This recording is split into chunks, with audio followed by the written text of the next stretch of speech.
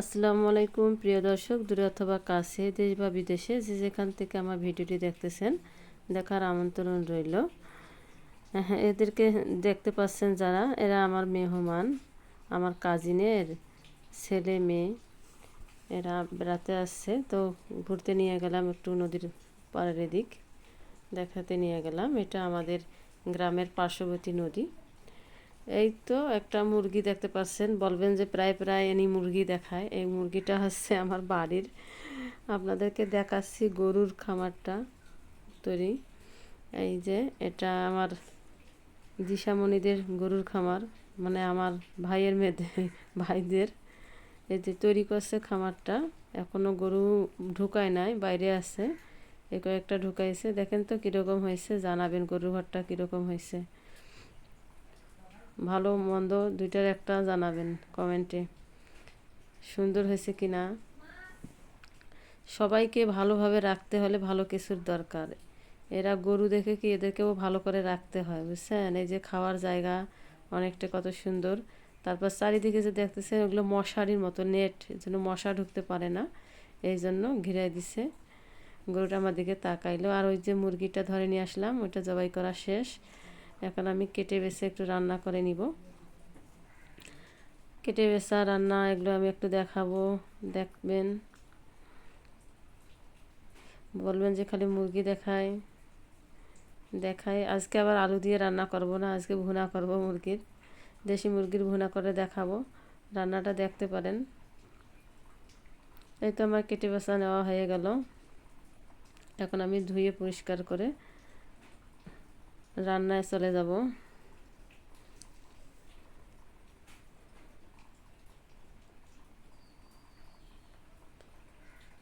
সুন্দরভাবে ধুয়ে পরিষ্কার করে নিলাম। এখন রান্নাটা করার জন্য আমি হাতে মেখে মুরগিটা ভুনা করব। আজকে আমার হাতে সময় কম, তো একবারে হাতে মেখে করব। হাতে মেখে রান্না করলেও অনেকটাই সুন্দর লাগে। আমি দিয়ে দিলাম আদা রসুন বাটা, তেজপাতা, গরম মশলা দিয়ে দিছি আগে। আদা রসুন একসঙ্গে দিই না, আগে আদা রসুন দিছি, আর আদা দিছি, তারপর রসুন দিলাম। দিলাম পেঁয়াজ, আমি ব্রেস্তা দিব দেখি, বেশি পরিমাণ পেঁয়াজ আগে দিলাম না, পরে একটু দিব। পাকা মরিচ দিলাম, শুকনো মরিচের গুঁড়া আমার নাই, এই জন্য পাকা মরিচ দিলাম। আর শুকনো মরিচের গুঁড়া আমরা একটু কম খাই। দিয়ে দিলাম হলুদের গুঁড়া, দিয়ে দিলাম ওই পেঁয়াজ বেরেস্তা করে রাখা তেলটা, দিয়ে সুন্দরভাবে একটু মেখে নিব। আর দেশি মুরগি মনে করবেন যে অনেকটা সময় লাগে, মনে করবেন যে পাকিস্তানি মুরগি কি কক মুরগির ডাবল সময় লাগে দেশি মুরগি রান্নাতে। তো আমি মেখে নেওয়া মাংসগুলো কড়াইয়ের মধ্যে দিয়ে দিলাম। কড়াইয়ের মধ্যে দিয়ে আমি পর্যাপ্ত পরিমাণ পানি দিব, কারণ এটা শক্ত হয়ে আসে, তো অনেকটা পানি খায়। মুরগি থেকে যে পানিটা হয় সেটার মধ্যে সিদ্ধ হয় না, আরও পানি খায়। এজন্য আমি একটু পানি দিয়ে দিব, দিয়ে বসাই দিব।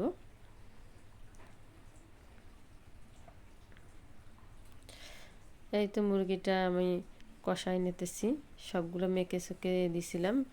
এখন দেখেন পানিটা আমার টেনে নিয়ে আসছে কতগুলো পানি দিলাম, তারপর টেনে নিয়ে এখন শুকনা শুকনা ভাব হয়ে গেছে। তাই এর মধ্যে আমি সুন্দরভাবে কষিয়ে কষিয়ে ভুনা করে নিব মাংসটা।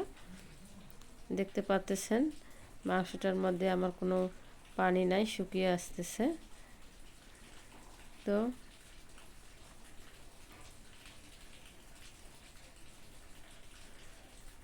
আর বেশিক্ষণ লাগবে না। এই যে আমি পেঁয়াজের বেরেস্তাটা দিয়ে একটু নাড়াচাড়া করব। এখন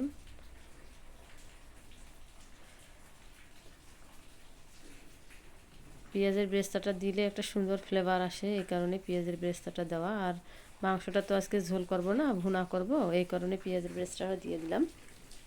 হাতে মেখে রান্না, পেঁয়াজের বেরেস্তাটা পরে দিলে একটা ফ্লেভার আসে ভালো, এই কারণে দেওয়া। সুন্দরভাবে মিশিয়ে নিলাম বেরেস্তাটার সঙ্গে।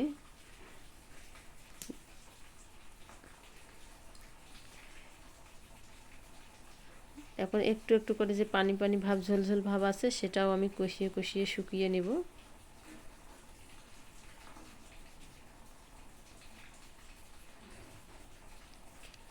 এইভাবে একদিন রান্না করে খেয়ে দেখতে পারেন, যে মনে করবেন মুরগির মাংস হাতে মেখে রান্না কেমন লাগবে, না এইভাবে একটু রান্না করে একদিন খেয়ে দেখেন, তারপর বলবেন আমাকে কমেন্টে যে রান্নাটা কীরকম হয়।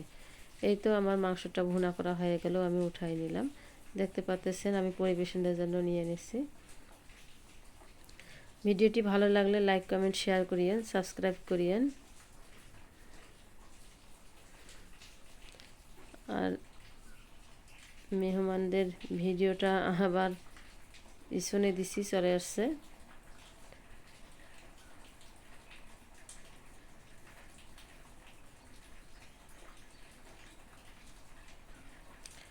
আজ এই পর্যন্তই। আল্লাহ হাফেজ।